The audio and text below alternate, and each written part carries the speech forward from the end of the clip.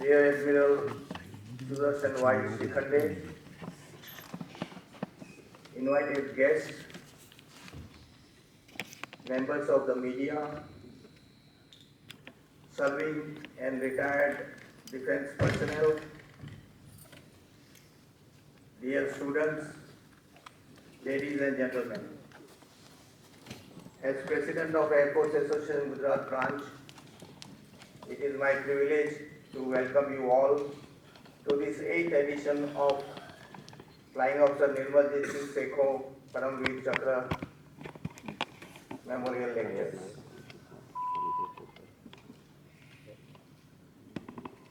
On 7 July 1947, a boy was born in a village near Ludhiana in the house of Honorary Flight Lieutenant Singh Sekhon. The parents named him Nirmal, not knowing that their son was to gain immortality by winning over his enemies because of his immaculate and serene nature, as his name implies. Raised in the environment of Indian Air Force, soon Nirmal followed his father and joined Air Force. On 4th June 1966, exactly 1 year after I commissioned myself in this great, potent, powerful and self-reliant Indian Air Force. He soon graduated to be the net pilot and was skilled to take on his net, in which he had full faith that it can take on any fighter aircraft of the time at that time. His squadron was on a detachment in Srinagar during 1971 war. Sekhon was not taken to drinking, but every night he will come to the bar, have a peg of brandy, and panic that the war is getting over without him shooting down one of the raiders. Finally, on 14th December 71, 4 sabers attacked Srinagar airfield. Flight Lieutenant Woman, known as G-Man, and Flying Officer Sekhon, known as Brother, took off as the bombs were falling behind when they were on the takeoff run. As he took off, his first transmission was, and I quote his words, "I'm sorry for the language, but these are his exact words. I have 2 bastards ahead of me. I will not let them get away." Sekhon fired at one of the saber and shot it down. The 2 sabers which had dropped their bombs were speeding away. But there were 2 more sabers which were accompanying these 4 sabers, and the next transmission from Sekhon was, "I have one guy in front of me and there is someone getting behind me." People heard a long burst of 30 mm cannon from his net, followed by another burst of 0.5 mm machine gun fire from the sabers. The next, the last transmission from Sekhon was, "I think I am hit, G-men come." Sekhon ejected, but due to low altitude, his parachute did not open fully and he died in the service of the nation. His net had 37.5 mm bullet holes.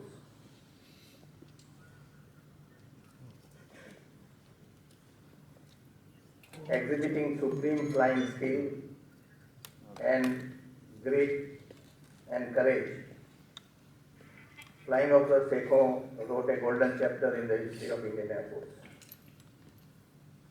Today, we pay our tribute to him and we try to bring along his legacy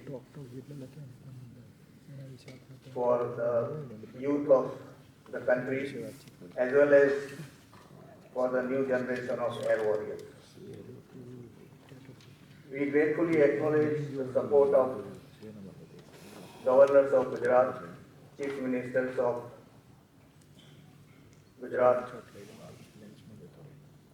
AOCNCs of Southwestern Air Command for the support which we have received in all our activities. The presence of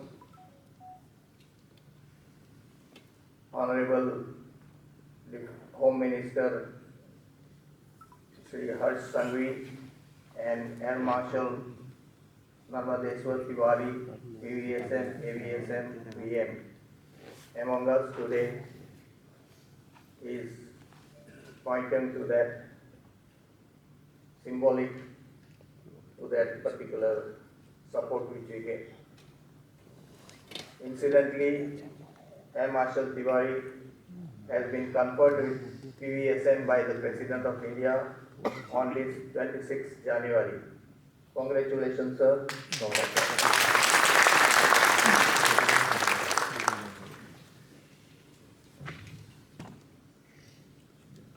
We are also grateful to our sponsors and advertisers whose contributions have greatly helped in organizing this event. As per the mandate of our association, we try to help our veterans for their welfare. We also are conscious of our responsibility to the state and we try to help the needy people during various natural calamities. We also try to spread awareness about defense, Air Force in particular, among the students and the public in general, and we try to motivate the students to join the defense services. The ongoing war between Russia and Ukraine and between Israel and Hamas, the happenings in our northeast India and the misadventure of China in the northeast, in our sea, Indo-Pacific Sea, have been drawing informed as well as uninformed discourse in the public domain. Today we are lucky that we have Air Chief Marshal Chaudhary, PVSM, AVSM, VM, who was at the helm of the Indian Air Force till recently, Lieutenant General Pradeep Chandran Nair, the 21st Director General of Assam Rifles, and Rear Admiral Y. Sekhon from the Navy, who have domain expertise on these issues I am sure their talk will be interesting and illuminating for this audience to form their own perspective on these issues. I also want to take this opportunity to thank South Western Air Command and our head office for their support for all our activities. I also want to thank the members of our executive committee who selflessly and without remuneration work tirelessly for all the objectives of our association. Lastly, I want to thank Air Vice Marshal Jain, who has meticulously planned and supervised this event. Thank you and Jai Hind.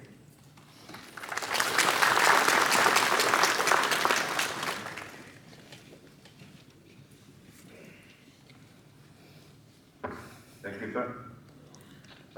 To initiate the formal session now, the first speaker of the day, we are privileged to have former Chief of Air Staff, Air Chief Marshal Vivek Ram Chaudhary, PVSM, AVSM, BA, retired, a graduate from the National Defence Academy and also of National Defence Services Staff College.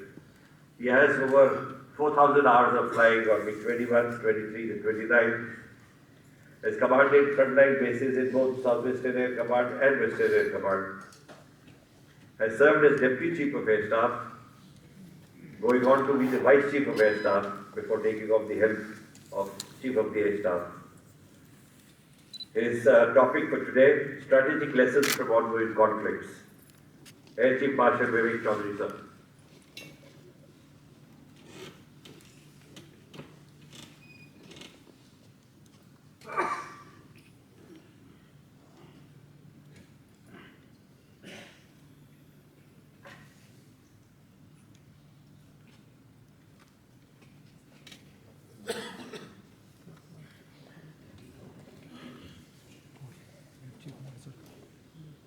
Good morning, ladies and gentlemen.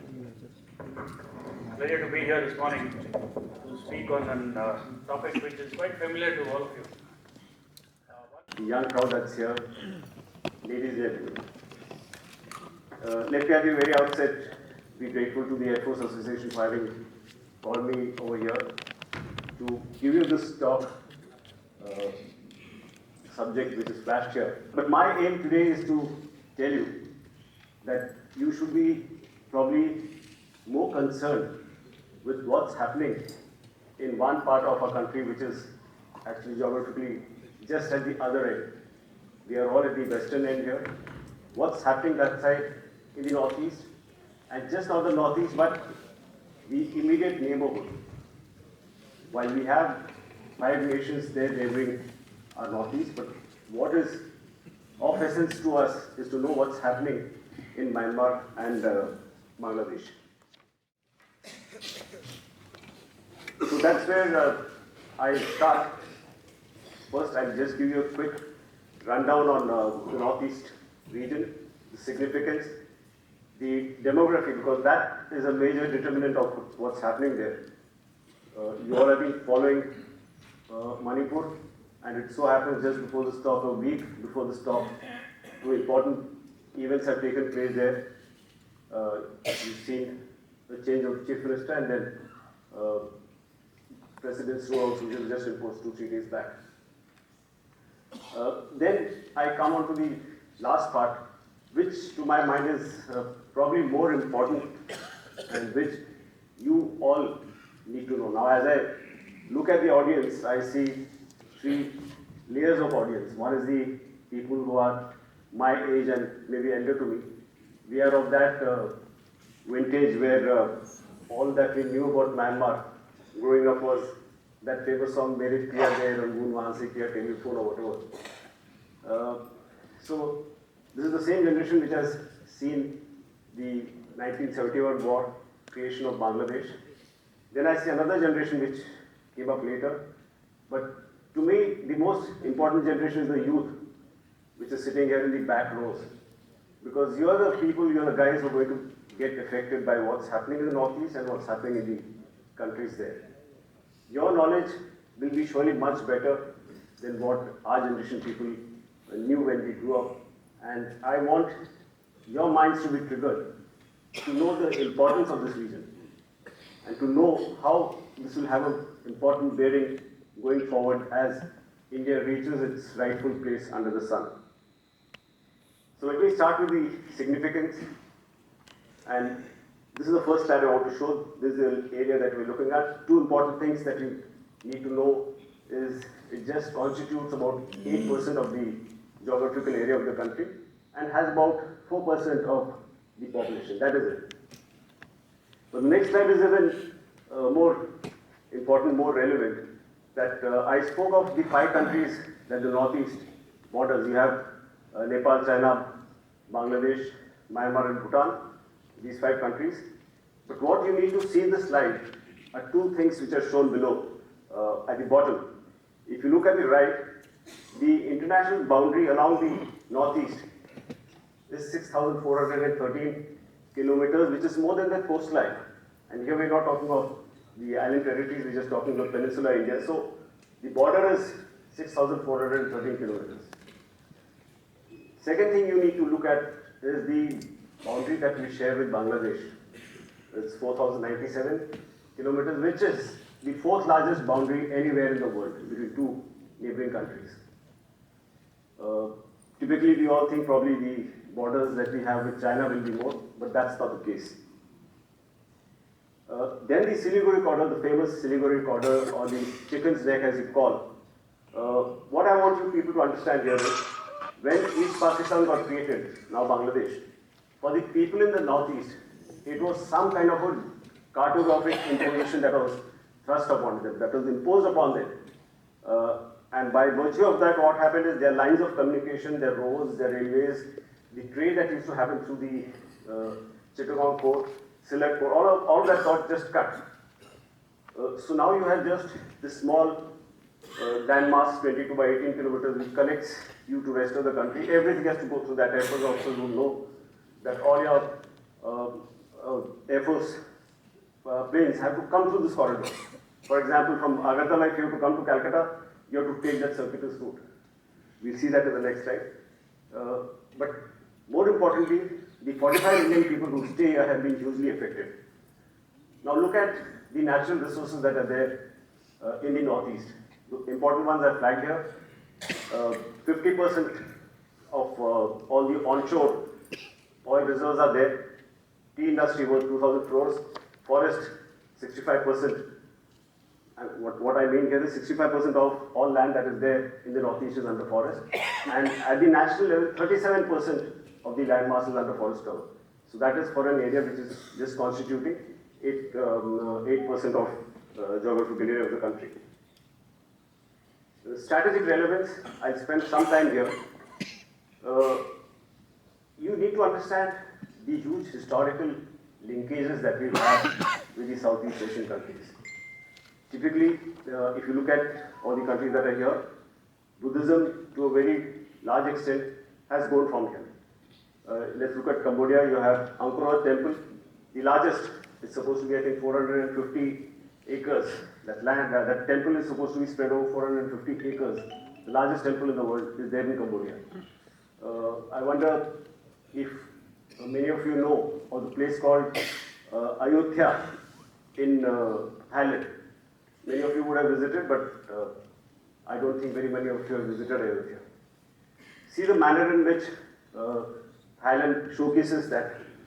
It's a region which had cultural linkages from India. You have a culture which is partly Hindu, partly Buddhism, which is there. And of course, the Lord that they talk of is Lord Rama. The culture spreads right up to Sumatra, as you would know.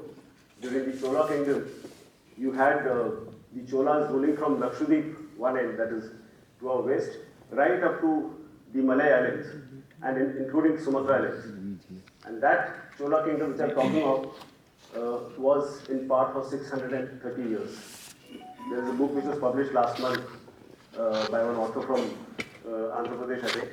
Do read that book.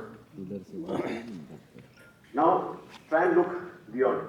But before that, our Act East policy, when it started in the 90s, was a fallout of our economy not doing well. The famous 1991 change transformation that we did. Alongside what we also did is, we wanted to reach out to these countries, because these were countries which were called as the economic tigers. They still are. But thereafter, now what has changed is this. You have to look beyond what are or other ASEAN countries. Today, the complete focus of the world has shifted here. President Trump, during his first term, coined the word of Indo-Pacific. Thereafter, Quad, which Admiral Sekhon will be speaking of shortly, that's also here. You look at the future probable tips that might happen, that's here. So the focus from the West is shifting here. Now for all of this, if there has to be a land connect, it is through, of course, Northeast, and these two countries that are there, Bangladesh and Myanmar. So that is why I'm trying to bring out the significance of this and why you need to read up more on this, why you need to hear more news about this. So let's get back to the Northeast. A quick run through the history, demography, insurgency and Manipur. So Manipur, I'll spend some time. But let me begin with history. Now, typically there is no written history of the tribals, who constitute a large percentage of population in the Northeast. But there were three important kingdoms at different times. And right on top, what you see, the first row, is of the Ahom kingdom. Now, ladies and gentlemen, this Ahom kingdom was in power for 600 years, 598 years, 1228 to 1826. Now, during this period of time, Ahoms fought about 18 battles against the Mughals over a period of 67 years. Over a period of 67 years, they fought 18 battles. The Mughals could win only one. And during the time that Aurangzeb was in power, they could barely manage to reach the banks of Brahmaputra, but they were routed by the Ahoms who were there. And that's the famous Battle of Saraiga. The second row is about Manipur. Manipur has got written history from right from the 3rd century, Christ-era CE or CE as we call it. Hinduism, which is often spoken of now during all these troubled times, has only come in the 18th century. 1705 is when the first Hindu priests came from Bengal to Manipur. And then the then king, his name was Pamaiba, got changed to a Hindu name, Garib Niwas. He converted all his subjects into Hinduism, and that's how Hinduism started in Manipur. Go down the last row, that shows the kingdom of Tripura. Now they had a continuous line of 185 kings starting from 1480. There is these palaces, and what you see bottom left extreme is a place called Unapoti. Unapoti means one lesser than 1 crore, against famous stone carvings of Shiva. If you happen to go there, please visit that. What I'm trying to tell you is that they all have very rich histories of which we were never taught in our schools. Let me go to the demography part. Like I said, only 4% of the population. Now, here what you need to see is Assam has about 69-70% of the population. That's huge. In terms of density of population, Assam has about 364, which is close to the national average. But Arunachal Pradesh, which is larger than Assam in terms of territory, has only about 13 people per square kilometer as per the 2011 census. I'll now quickly run through the states so that you get a picture of what tribes exist there and not spend much time here. This is Assam, Arunachal, Nagaland. I just want to mention here, Naga is a very broad terminology used. Within Nagaland, there are 16 tribes. All 16 speak 16 different languages, which the other tribe doesn't understand. They're very unique. All of them are different. In all, if you include the other territories where the Nagas are present, there are about 35 different Naga tribes. Manipur, I spent a little time here because I wanted to look at the manner in which the population is spread. What you see in an inverted horseshoe on top, green color, that's Nagas. Then below red are the cookies. Again inverted little from the top, inverted horseshoe. And then right in the center, as also to the west extreme, are the Meiteis. Mizoram, Tripura, Meghalaya, one of the most peaceful states, and Sekhon. Now, all the other states, before coming to insurgency, what I want to mention is before that other than Manipur, Tripura and Sekhon, these are all three different kingdoms. All other states were part of Assam at the time of independence, province of Assam. Let me now quickly go through the insurgency part. Now I will not spend much time on this because insurgency, as we know, is hardly there now. But notwithstanding, what are the reasons why insurgency happened in the first place? That's all given there in the circle. And I'll give you another concentric circle which will tell you that as a consequence, you had all of these groups, multiple insurgent groups that came up. The ones that are put in a circle are the ones which were or still are active at different times. I want to spend a minute here at Naga insurgency because that is the fountainhead of all insurgency in the Northeast. If you know the Armed Forces Special Powers Act, ASPA of 1958, that came as a consequence of the Naga insurgency, which started late 55, early 56. The idea of Naga nationhood itself is not very old.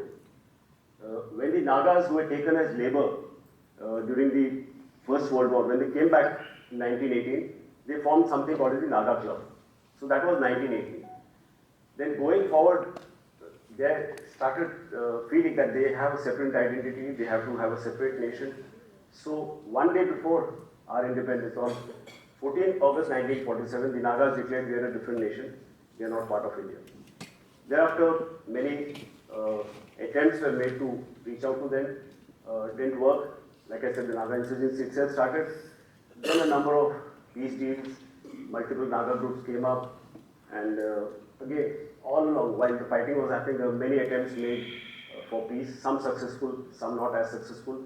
But one of the demands of the Nagas is to have a Nagaland or a greater Nagaland. And here, what I've shown you in the map is Nagaland, which is at the center.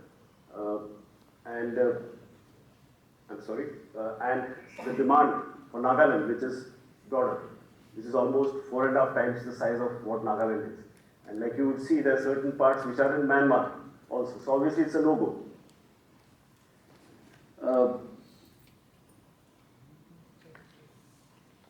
Okay, let me talk of South Arunachal Pradesh. This is again an extension of the Naga insurgency.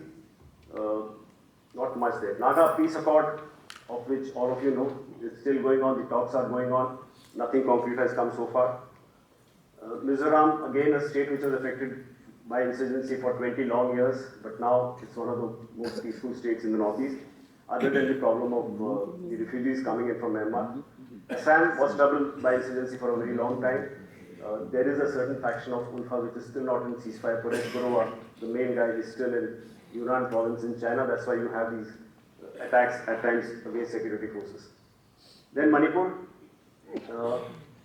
Now Manipur has a different kind of insurgency. You had initially of course the Nagas are the first to come here also.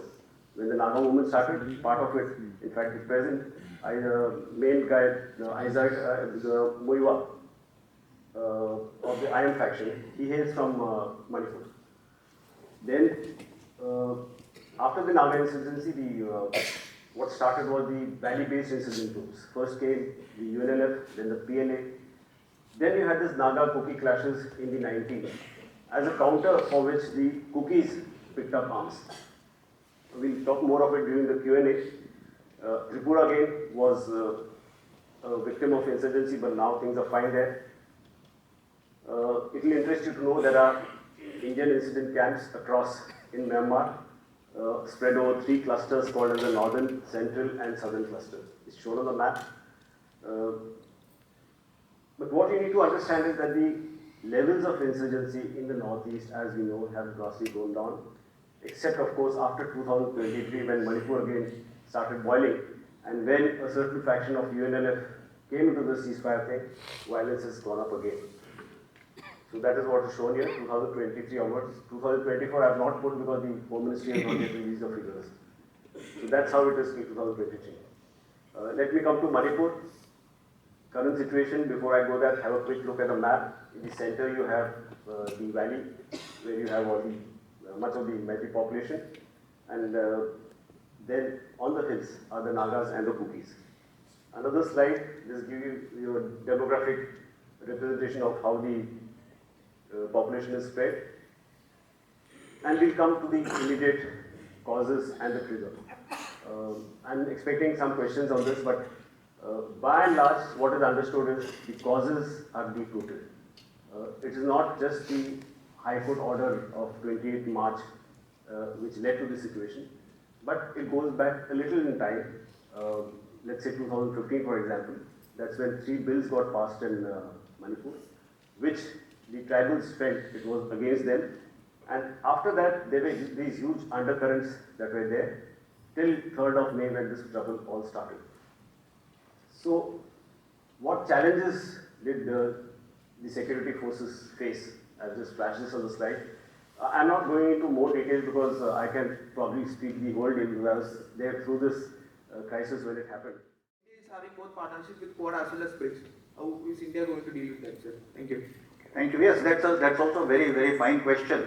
I would suggest that, historically, statecraft has been about handling contradictions and handling, contradictory, being able to be part of frameworks which are in our interest to the extent that that framework helps us. So there are many aspects of BRICS that are useful from India's perspective. There are many aspects of Quad, many more aspects of Quad that are very useful from India's perspective. And therefore India is a member of both. Is India as active a member of both or as much pushing for certain initiatives as say China and Russia are doing right now? No. We are in fact, able to modify some of the pronouncements that come out of BRICS because of our own concerns and our own diverse interests.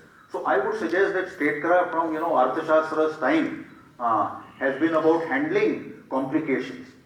Statecraft is never easy, and a line comes to mind about what somebody had written. Strategy isn't easy, especially if you have to do it.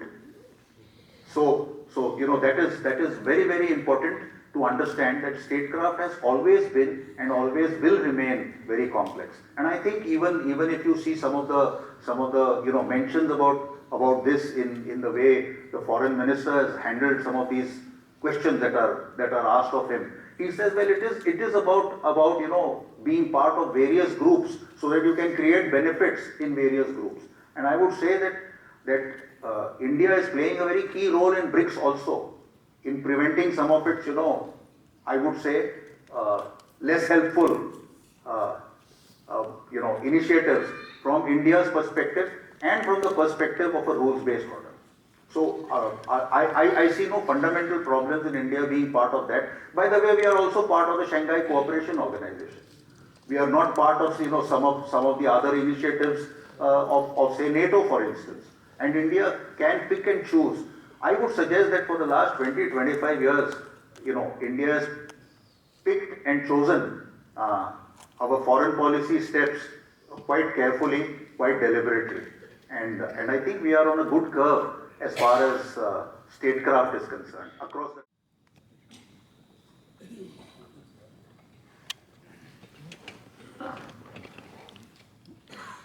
Good afternoon, ladies and gentlemen.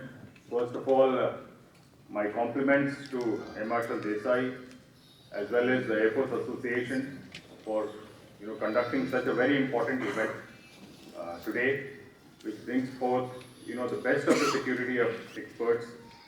We couldn't have asked for a better panel than our distinguished guest, Air Chief Marshal Chaudhary, General Nair, as well as Admiral Shikhande, I think what you have heard in the last 2 or 3 hours has been an exceptional delivery of a very, very important and engaging subject, which is security in all its forms, whether it is external, what is happening in the world, what is happening in our neighborhood, as well as what is happening in the global commons, as Admiral Sekhon covered.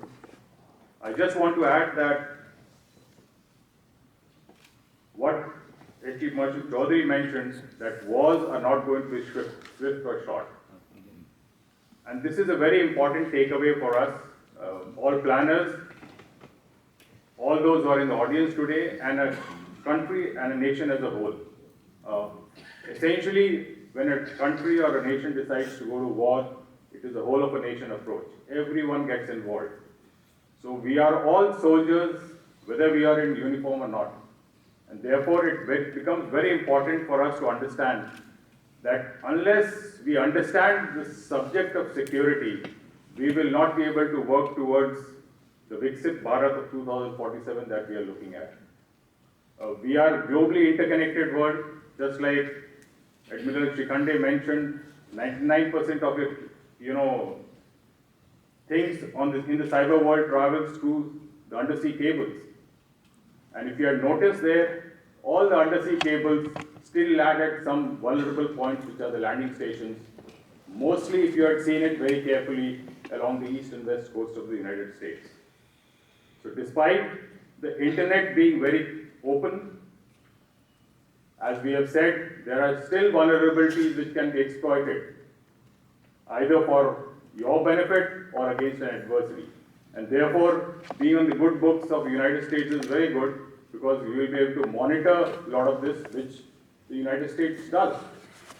It's a common knowledge that most of the information servers today, most of the servers are sitting outside Washington. So while you may know that, yes, what your information is going to be key in the future, and that information, the ability to control that information, the ability to distribute, or even the ability to modify that information is going to be key. And that's why everyone talks about, including our country, is talking about, how we should be able to ensure that information that is collected on our behalf as citizens of this country stays in this country. So that information, nationality of information also becomes very important. And it is increasingly difficult in this globally interconnected world. So we must remember that despite the fact that we are all globally interconnected, each has his own national priorities, and therefore we have to understand how we are interconnected to ensure that we are able to deal with it, and to, how to make policies, how to ensure that, our own interests are taken care of, and yet we can be part of many global forums or fora and associations or partnerships. If you recall, we are now wanting to become a nation where we can manufacture semiconductors. There is a great push to ensure that, indigenization or at least fabrication of semiconductors takes place in our country, and many such facilities are going to come up in the next 3-4 years. But you must also remember that this is how the global supply chain in these things work. TSMC, which is the largest chip maker in the world, Taiwan-based, cannot function if it does not get the machines to make these chips, which are supplied by a Dutch company called ASML.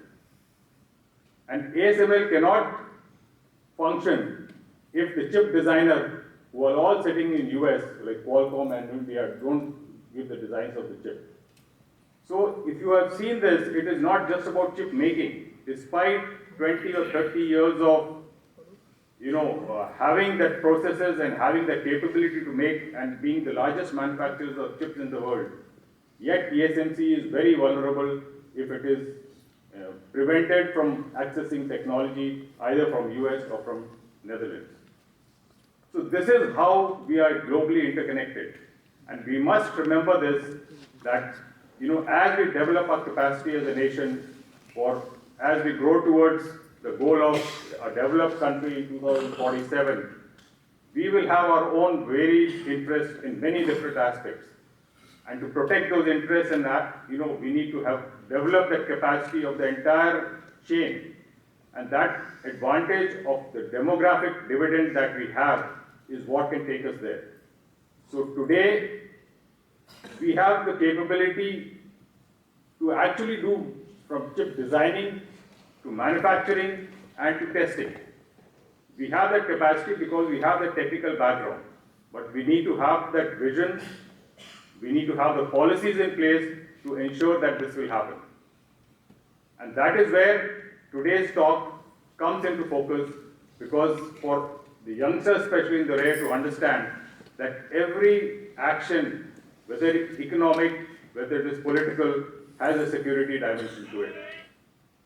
And if you are able to understand and take that as a takeaway from this talk, I think we have done a good job, and we must commend the Air Force Association for organizing this talk and bringing us, at least I have learned, and I'm sure everyone else has equally learned from all the talks that have happened today. So thank you very much, and Jai Hind.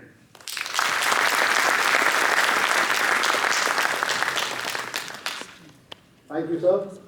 To mark the occasion, I invite Air Marshal Desai, President, Air Force Association Gujarat, to present a memento to AOCNC Southwestern Air Command.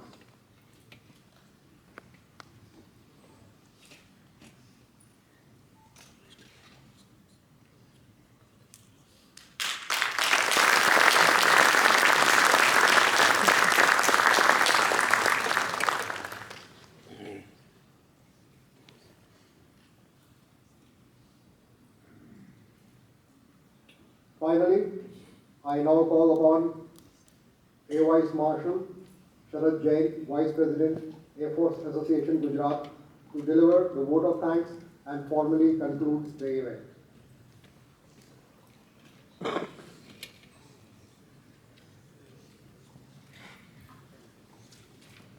Our esteemed guests, fellow veterans, dear students, ladies and gentlemen, a very good afternoon. After a enlightening talk by the three speakers, I am sure everyone must be looking forward for a sumptuous lunch. I am fully aware that I am standing between you and the lunch. So I will try to keep the vote of thanks in brief. As we conclude Flying Officer Nirmal Singh Sekhon Param Chakra Memorial 8th Series Lecture, I'd like to take a moment to express our heartfelt gratitude to each and every one of you who made this event possible. We are thankful to the State Minister of Home of Gujarat, Honorable Shri Harsh Bhai Sanghavi, to grace the opening session as our chief guest. We are thankful to Air Marshal Narmdeshwar Tiwari, AVSM SWAC, for being our guest of honor. Thank you, sir. And allowing us to hold this event at this magnificent, wonderful venue of Neelambar Auditorium. We are deeply indebted to our esteemed speakers, Air Chief Marshal V.R. Chaudhary, Lieutenant General P.C. Nayak, and Rear Admiral Sudarshan Y. Sekhon, for sharing their valuable insights and experiences with us. Sir, your presence and participation have made this event truly unforgettable. Our sincere thanks to the media team who came in large numbers here for coverage of this event. This event has been made possible with the enormous support from the various sections of SWAC unit led by the CEO. We also thank Command IT Officer, Command Communication Officer, Officers Mess, Defense PRO and Command PRO for conduct of this event. Thanks to the sponsors of the event and advertisers in the brochure for the liberal contribution which helped us to go ahead with this magnitude of audience. On behalf of Air Marshal P.K. Desai, President Air Force Association Gujarat, I wish to convey our sincere appreciation to Headquarters SWAC for providing us with this magnificent venue, that is Neelambar Auditorium, and for taking care of all the infrastructure arrangements for the tea and the lunch. Sir, your support and generosity are greatly appreciated. I would like to place on record the untiring effort put in by various Air Force Association Gujarat branch members in covering various aspects of this event diligently in honor of the brave and selfless Flying Officer Nirmal Sekhon, Param Chakra, for that. Your efforts in keeping his memory alive and inspiring future generations are truly commendable. Thanks to Sergeant Maulish Panchal, the only serving personnel of AFA, who has worked day and night for the last 1 month in coordinating various activities for conduct of this event today. Last but not the least, we would like to thank each and every one of you who attended this event and made it a success. Your presence is a testament to the enduring spirit of camaraderie and patriotism that binds us all together. Thank you once again, and may we continue to draw inspiration from the heroic deeds of Flying Officer Nirmal Sekhon, Param. Jai Hind, Jai Bharat.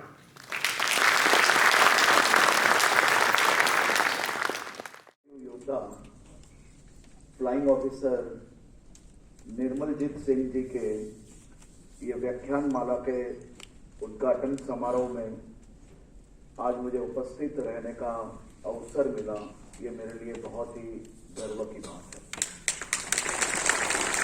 माँ नर्मदा का जिस भूमि पे हर हमेशा आशीर्वाद मिला है, ऐसी गुजरात की भूमि पे मैं एयर मार्शल नर्मदेश्वर तिवारी जी का बहुत बहुत स्वागत करता हूं। एयर मार्शल पीके देसाई जी, मैं आपका बहुत बहुत आभारी हूं। ये राज्य के गृह मंत्री के तौर पे नहीं, लेकिन ये देश के एक युवा बेटे के तौर पे आप जैसे कई पूर्व सैनिक हैं जो आज भी अलग अलग तरीके से देश को अपनी सेवा दे रहे हैं। एयर मार्शल विवेक राम चौधरी जी, श्री सुदर्शन जी, श्री शरद कुमार जैन जी, श्री प्रदीप चंद्रन नायक जी और यहाँ उपस्थित सभी एयरफोर्स के अधिकारियों का मैं मेरे राज्य के सभी नागरिकों की ओर से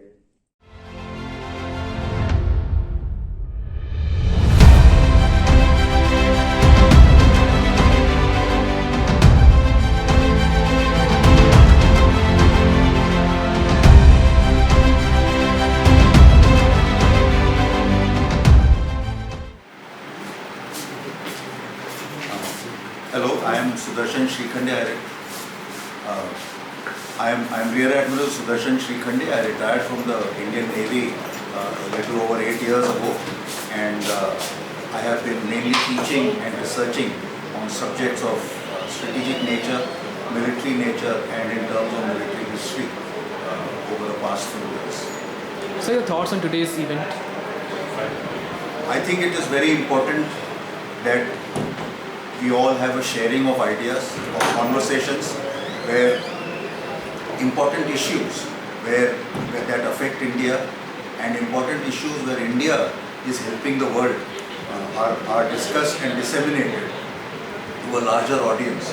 And therefore, the Air Force Association's role in this is very important in terms of veterans organizing such seminars and such discussions for a wider audience that consists of not only serving and retired Air Force people, but also the other larger retired community, schools and colleges, colleges and universities in Gujarat who participated. So I think it's this dissemination of views to a larger audience is very important, because security benefits everybody and lack of security in many ways impacts almost everybody. So your thoughts on rising military power of China? China's military power is certainly rising very rapidly. Their capabilities are developing, and also the muscle flexing that China is doing all over has certainly is a cause of global concern.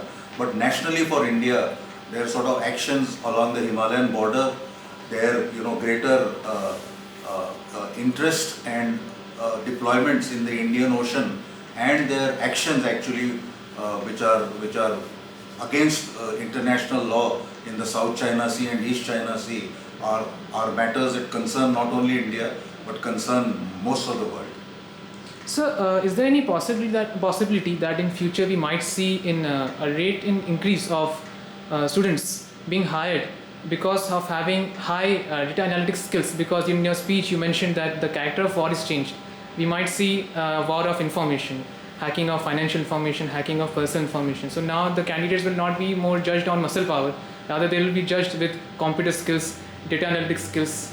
Is there any possibility that in future we might see students being hired with supreme data analytics skills? I think security agencies, armed forces everywhere will need very good talent, and it has always been so. We will also need core warriors in all aspects of the armed forces itself. So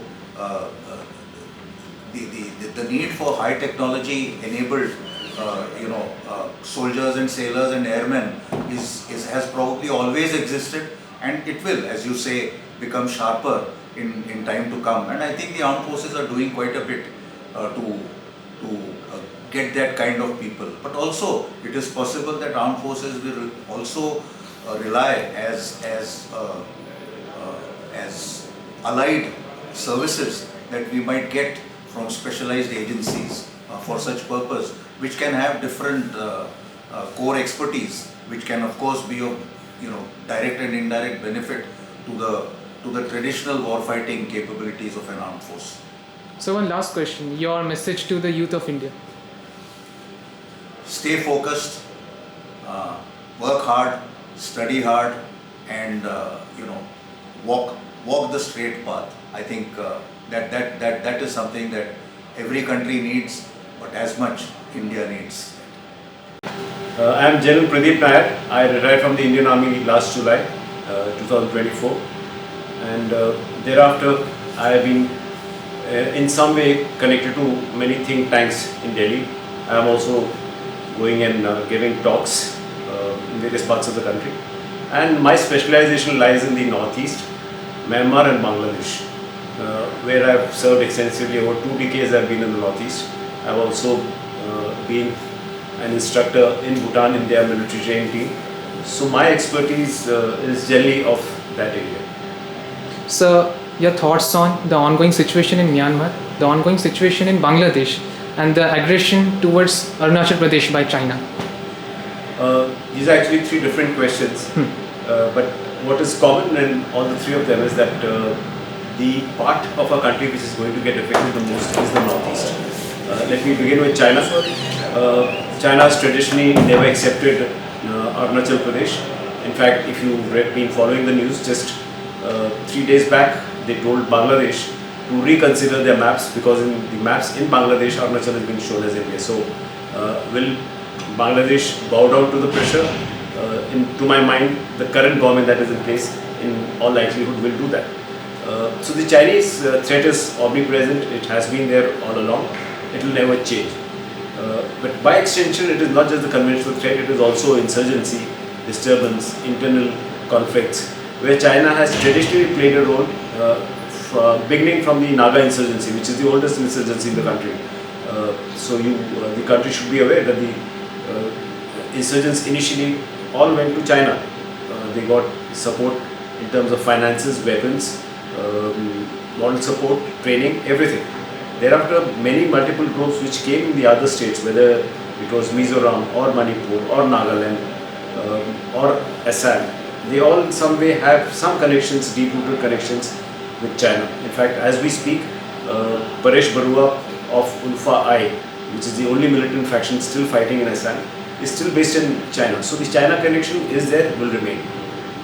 Insofar as the other 2 countries, while they are both in a state of disturbance, but to my mind this is probably the first time from our independence that both countries are in trouble at the same time. They are going through very volatile situations internally. Myanmar from 1st of February 2021 and Bangladesh since 4th of August last year. So like I said, anything that's happening in these countries will have an impact on the Northeast. So one last question, your message to the youth of India. My message to the youth of India, firstly, let me start on a positive note, that you are all much more fortunate than what our generation people were. You can look forward to an India which is up there in the rankings, in the world rankings. We are seeing that seminal shift in the increased respect that India gets worldwide, and you are the fortunate people who will bear the fruits of all this. But while saying that, there is a caveat also. Nothing comes very easy. You have a bright future, and you have to make that happen. You have to make it happen beyond what the aspirations of my generation, of the older people are. You have it in you. You have the capacity, you have the capability, you have the necessary technical skills. All that you need is the zeal and the motivation to take India to its rightful place under the sun.